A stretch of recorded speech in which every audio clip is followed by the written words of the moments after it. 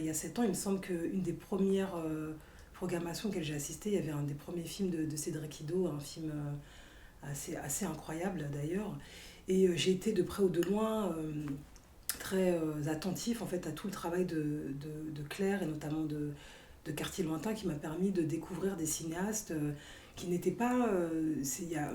en se replongeant 5 ans ou 7 ans en avant, qui n'étaient pas si identifiés, dont la critique ne prenait pas complètement soin. Et en fait, cette plateforme était une plateforme à la fois de visibilité, de diffusion, et permettait aussi de faire des rencontres entre des cinéastes français, mais issus de l'espace diasporique, et des cinéastes africains,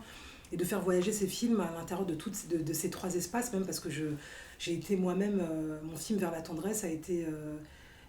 dans une saison de Quartier Lointain, je ne sais plus si c'est la troisième ou la deuxième, mais j'ai fait des projections aux États-Unis, dans des quartiers,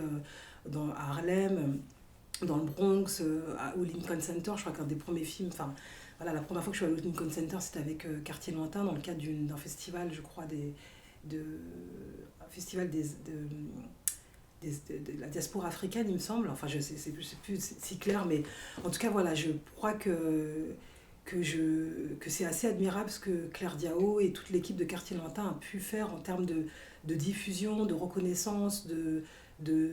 plateforme et de visibilité offerte à des cinéastes qui, encore une fois, qui n'étaient pas complètement identifiés, dont la critique internationale ne prenait pas encore tout à fait bien soin. Elle l'a fait depuis le début et voilà, c'est une façon d'encourager, c'est une façon aussi de récolter les fruits de ce qui a été fait, parce qu'il y a énormément de cinéastes qui ont été identifiés par Quartier Lointain qui, depuis, sont passés au long et sont aujourd'hui très présents dans des festivals internationaux. Donc voilà, c'est une occasion de nous célébrer, de célébrer, de voir à quel point ça a été très, très pertinent de mener à bien ce projet et en même temps de célébrer aussi la diversité, la singularité de toutes ces approches artistiques. Et je crois que c'est de ce dont l'Afrique a besoin, c'est de ce dont l'espace francophone,